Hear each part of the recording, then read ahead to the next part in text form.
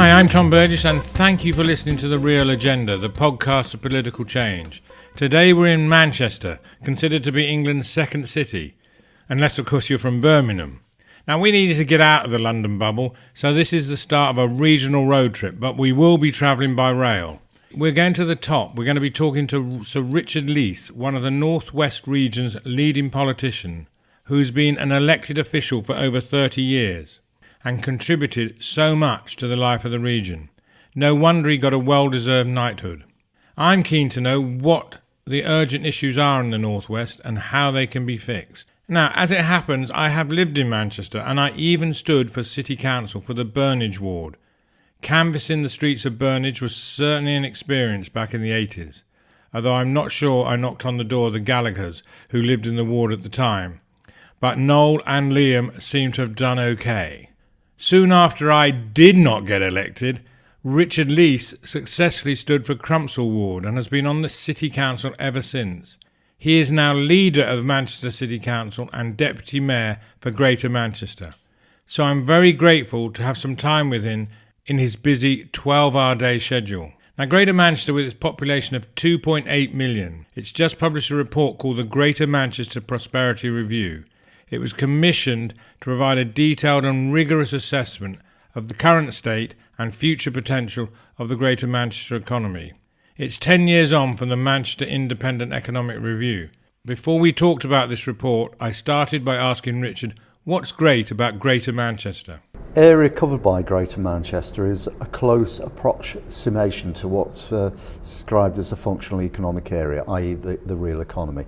The functional economic area is actually a bit bigger than Greater Manchester, but it's a close enough approximation, and because the 10 districts in Greater Manchester have had a track record of working together going back to the mid-1980s, it also means that we've been able to develop a coherent politics around Greater Manchester. So if you put together that it is close to a functional economic area, that there are certain things, notably transport, that are organised at that level, that there is that close political cooperation, and actually if you look at a global economy, it is the area that from the other side of the world will be recognised as being Manchester. That coherence really makes Greater Manchester very special. And what's good about living and working in the region? I think there is a phenomenal variety, really. Is that clearly we've got a great city centre full of culture, full of life, full of jobs. If you look at the topography of Greater Manchester, we go from the Pennine Hills down to the peat bogs of Chat Moss and so on. So there's enormous variety within Greater Manchester of city and country. But outside of Greater Manchester, within an hour of 3 national parks, Lake District, Yorkshire Dales, Peak District National Parks, areas of outstanding beauty. You can be at the coast in an hour. So from Greater Manchester, it's a great place to be to start with, but surrounded by lots of really interesting places as well. In fact, probably access to more variety than anywhere else in the country. You recently published a report, the Greater Manchester Independent Prosperity Review. Why did you do this report? First of all, we, the Combined Authority, didn't do the report. What we did is we asked a group of independent reviewers to oversee a report on our behalf. And if you look at the people that did the review, Professor Diana Coyle, Ed Glazner, Mariana Mazzucato, Dara Singh, Henry Overman and Stephanie Flanders. They are people with reputations, serious people, and they carried out the review on our behalf. And that's because although the economy is, and economic growth is not an end in itself, it is a prerequisite for the things that we want to do in terms of making Greater Manchester an even better place. We're very clear that in order to do the right things for our economy, then we need to have an understanding of it, and that understanding needs to be the good and the bad, the in-between, and the best way of doing that is to have a really rigorous independent review backed by research. So as well as the reviewer's report, which is the summary report, there are 12 very detailed research reports that underpin that, And this follows on from work that was done 10 years ago, the Manchester Independent Economic Review, which was equally an external independent review of the Greater Manchester economy. And what it does, I think it gives us evidence about what we need to do, but in terms of our relationship with central government and other agencies, it also gives them credible evidence about how they need to support what we need to do if they're going to meet their objectives about inclusive growth within the economy.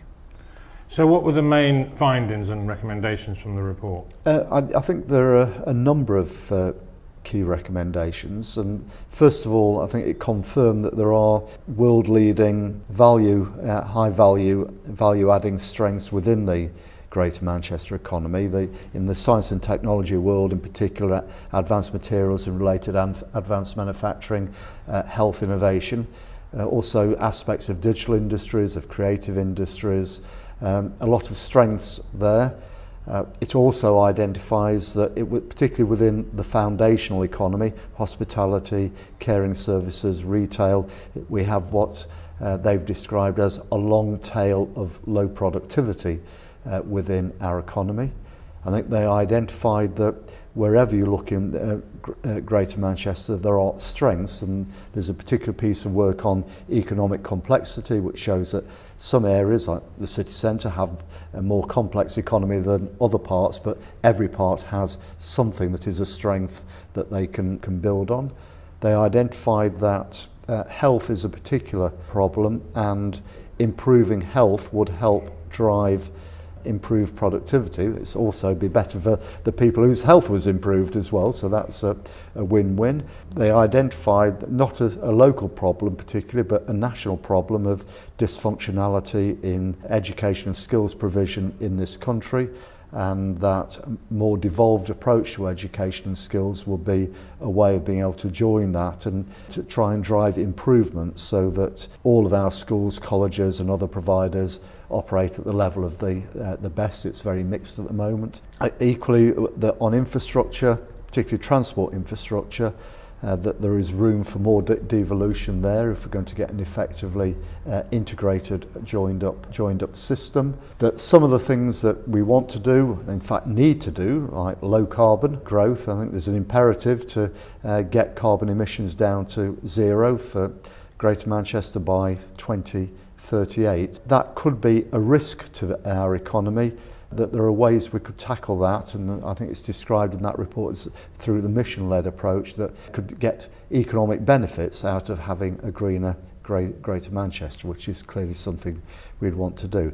And I think that's probably the main conclusions that come out of it. There is clearly a lot of content there, a lot of challenge, and a lot that I think we need to try and agree with government if we're going to take those forward, not least because by and large they identify that devolution has been a good thing, there just isn't enough of it yet. So is that one of the things you just mentioned, agreeing it with government? Is this one of the things that you cannot, you don't have enough autonomy to get on with some of the things that you'd like to do? There are some things within that report that we can get on with. So for example, we already have decentralised and devolved health and social care. So those things we can simply get on with. Other things through a local industrial strategy do need to be agreed with government because we don't have sufficient autonomy at the moment to do what needs to be done. Although even there, in cases it's not total autonomy, it is about having a more effective partnership with central government about how we do things together. You mentioned health, which is becoming an increasing issue around the country. Tell me a bit about the Working Well programme that I saw reference to. The Working Well programme was an early devolved programme. It's based on the failure of the community programme and particularly the failure of the work programme, and the fact that for those people in greatest need it simply did not succeed in getting them back into work.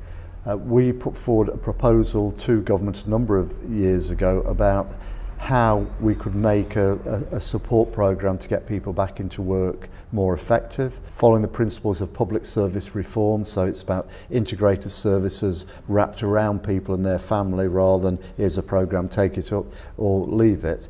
That became the Working Well programme. It was the first example of any devolution of the work programme and was significantly more successful than the work programme in getting people back into work.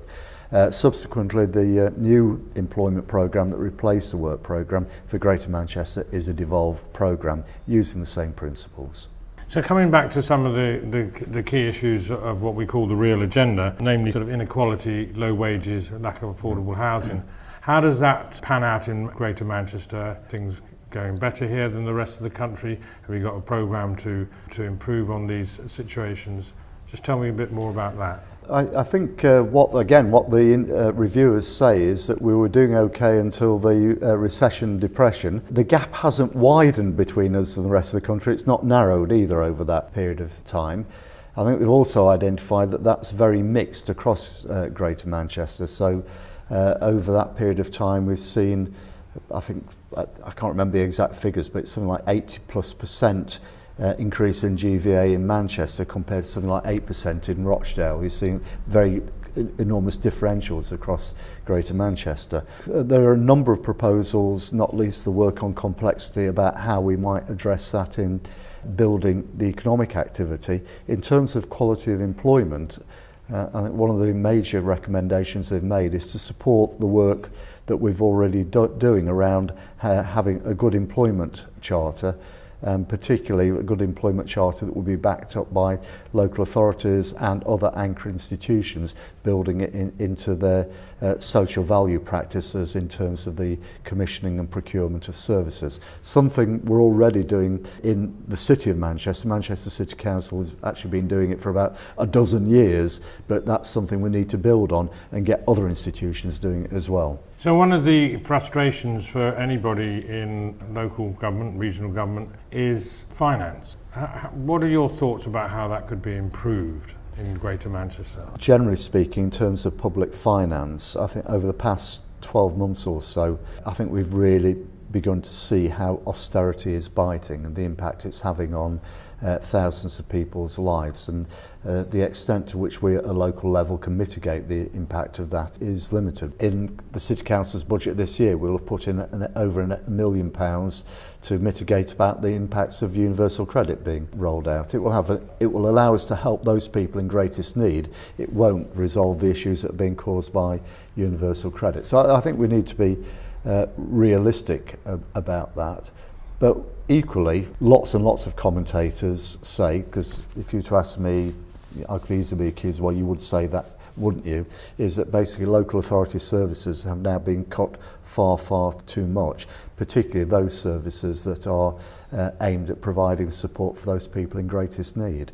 So at the very simplest is that we really can't take any more austerity in local government, and we do need to start to see some real growth, particularly in those caring services. So is it too centralised, local government finance? Oh, local government finance is far too centralised, and again, I've been arguing for fiscal devolution for a very long time. What we've got in terms of fiscal devolution, business rates, council tax, are fundamentally flawed and broken systems. So it's not just simply fiscal devolution, is that we do need reform of the system of local taxation.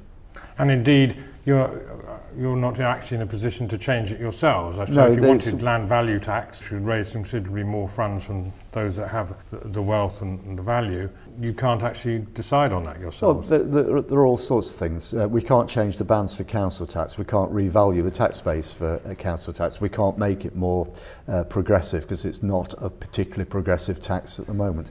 On business rates, again, we can only tax the occupiers, the business occupiers. We can't tax the owners of the property instead, which we don't have the choices about that. We clearly don't set the rate poundage on that. On council tax, there are limits set by government about how much you can increase council tax without having to go for a referendum, and council tax isn't a progressive tax. We wouldn't want to increase it, wouldn't want to increase it at all if we could help it, but we have to, because it's the only way we can raise money. The benefits system is now was changed so that the poorest people now have to pay a proportion of council tax, whatever their income is. There are all sorts of things wrong with the current system. that we can't change at the moment. There is, again, I think local income tax is coming back very much onto the agenda again. That would require Parliament to establish the ability to do that. So this is the frustrating thing, isn't it? You are having to find funds to combat the impact of austerity, which is decided at a national level. That's absolutely right. Again, I think there is also something else though that we'd have to factor into any local taxation system, which is that element of equalisation, that the capacity of some areas to raise tax is greater than other areas, and there has to be some balancing off of that. So I don't think you can have a totally locally autonomous system. No, but there's certainly the case for reform. Yes, and massive case for reform. I completely agree with you. There's a massive case. Why are we so London-centric? Well, I really don't know, other than historically we've been quite a centralised country. We don't have a proper constitution, as we're finding out to our cost in other areas at the moment, not least Brexit. The rights of local government aren't enshrined in any way. Our system is, it's all at the gift of Parliament, of central government. Clearly you have in national elections political parties who stand on manifestos and they believe the best way of delivering them is through centralised systems. I think all the evidence says they're wrong because it doesn't work in so many areas. So I think there's a lot of history behind the centralisation within this country, and I guess what we've succeeded in doing in Greater Manchester is at least over the past 5 or 6 years started to put at least a little bit of reversal into that. There is another fact which I should have talked about, which is the notion of universality. Universality, which is, in terms of outcomes, is a good thing. However, central government for decades has confused everybody having a universal service about inputs rather than outcomes. So they assume that if you have the same inputs everywhere, you're going to get the same outcomes everywhere. You don't. Absolutely. Just moving on to infrastructure, which I know is a key issue for you, key issue for Greater Manchester. Tell us how you would like to improve the infrastructure in Greater Manchester and its connections with the rest of the country. Well, it's the rest of the world as well. In terms of connections to the rest of the world, I guess there are 2 points. There are ports on either end of the M62. They need better access. We should have more goods coming in and out directly for the north of England rather than being trucked up through the country. We are investing in Manchester Airport to give us better both cargo and passenger links with the rest of the world. It's a private company, but it's investing £1 billion in improving the facilities at the airport. In terms of our connections to the rest of the country, the West Coast Main Line is running out of capacity. It's actually run out of capacity. You can't run any more services on it, and that's particularly the case between here and London, and services from here to Birmingham are pretty dreadful. So we need to be building extra capacity. High Speed 2 will give us that capacity not only on those long distance journeys, it will take trains off the existing system, which will give us more space for services between towns in between and more space for commuter services as well, and more space for freight. We need better Transpennine links, and the planned Northern Powerhouse Rail gives us the option of that, but that's 15 years off. There ought to be improvements to existing Transpennine services, particularly Manchester Leeds, so we ought to be able to get some significant improvements within a couple of years, not just within 15 years. And then within Greater Manchester itself, we need, in a very similar way to that London has, a wholly integrated public transport system with smart ticketing, smart fare system to back it up. But ideally that should be bus, light rail and heavy rail commuter services, all part of one integrated system. You've obviously got a few good initiatives going on here. You seem to have gone about it in a constructive manner with your reports and knowing what you need to do, and you've obviously got some high hopes to move Greater Manchester forward. What can we, the people, or nationally as well as regionally, do to help make these things happen, help you to drive some of these initiatives forward? I think we do need to move towards a more devolved system, not just for Manchester, but for other parts of the country as well. I think national government certainly needs to take a more evidence-based approach and move away from a system that every time you get a new minister, you get a new policy. That's not a sensible way of governing the country. It needs to think longer term, that stop worrying, well, they'll never stop worrying about electoral cycles, but recognise that most major changes take a lot longer than 5 years to bring about. So you need programmes and approaches that take longer than that period of time, that start worrying about outcomes rather than inputs. So I'm not clear you need the inputs to get the outcomes, but what government should be worrying about is how do you get the outcomes, and recognising that local solutions are more likely to do that. I think for people nationally, the people, first of all, need to recognise that for a thriving north of England will be an advantage to everybody. At the moment, in terms of the national tax take, the north of England is a recipient, not a net recipient, not a net contributor. Get the north of England performing better, and our ambition for Greater Manchester is to become a net contributor rather than a recipient. That's in everybody's favour. I think for the north of England itself, that a lot of people need to be a little bit more ambitious, a little bit more demanding, a bit more aspirational. I think there are many respects that things like infrastructure investment that we've got so used to not having very much that we don't expect very much, and we need to stop doing that. We should be expecting the investment we need in order to create that self-sustaining northern economy. Thank you very much indeed, Richard, for your time. That was very interesting, and I wish you all the success in what you're trying to do here in Greater Manchester. Thank you very much. So that was Sir Richard Leese, leader of Manchester City Council and Deputy Mayor for Greater Manchester. To find out more about Manchester City Council, go to manchester.gov.uk, or for Greater Manchester, go to greatermanchester-ca.gov.uk, and that CA stands for Combined Authority, not in fact Canada. Now it seems that we're not giving our major cities enough control over their own patch. There's been talk of taking back control nationally, but we are free to do this locally, but we don't. We're so centrally controlled.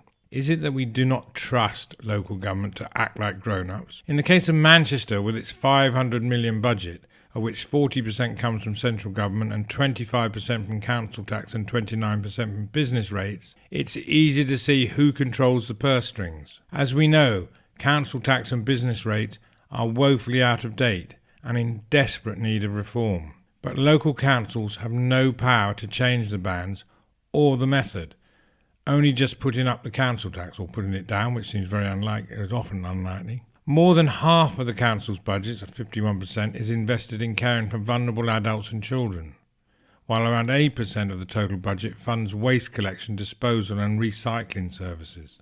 So we have ambitious cities and regions being held back by archaic financing, trying to create a better life for their residents, but having one hand tied behind their back. It's time to devolve power and give more control to local areas and regions. This centralised and antiquated financing system that we have has a big effect on the real agenda in terms of ability to act effectively in reducing poverty, ensuring affordable housing, boosting jobs and providing quality social care and welfare support.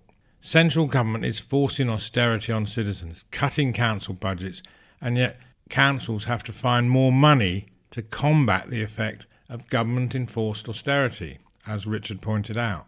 Highly inefficient, and it's ruining lives, complete madness. Much better to give local councils more control over budgets with more power to raise money, to ensure integrated infrastructure with good connections to the rest of the country and the world. It is just this short-sightedness and old thinking that is perpetuating the burning injustices and contributing to the unnecessary hardship of millions of people. And on the subject of infrastructure, the week before I met Sir Richard, he had a letter published in The Guardian and was also signed by the council leaders of Birmingham, Leeds, Newcastle and Nottingham, saying that high-speed rail HS2 was essential and it would boost the economy and create 500,000 jobs. And as an aside, Another example of London-centric thinking is the decision to save money, and so high-speed trains from the north will stop at London Euston, and trains to the continent will start at London St Pancras. So Londoners will be able to get direct and overnight trains to all parts of continental Europe. Those travelling from the north of the country will have to get out at Euston and walk half a mile to St Pancras and get on another train. So no overnight sleepers from Manchester to Milan for you then, in turn increasing the likelihood of selecting to fly. So what do you think? Do email us at tom@realagendaradio.org with your comments and ideas, as this is your show and we'd love to hear from you.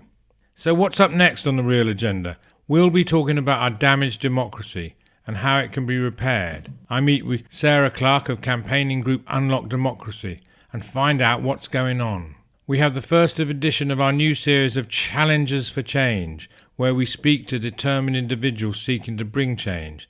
First up is Zach Polanski, candidate for London Assembly, Mayor and also Parliament. Plus, and it's a big plus and we really hope you like this, we're starting a new weekly show called The Weekly Wake Up, which will give you a brief 15-minute update on the news and issues and answers related to the real agenda. That's inequality, low wages, unaffordable housing, public services, economic and social justice, as well as tax reform, protecting our planet and strengthening democracy. So whether you're listening, travelling to work, exercising or just relaxing, you can be briefed and fired up in 15 minutes. Be informed, inspired and ready to get involved. Change depends on you. That's all soon on The Real Agenda, the podcast for political change. Thank you for listening and thanks for that 5 out of 5 rating. So please pass the message on and get your friends to listen and take action.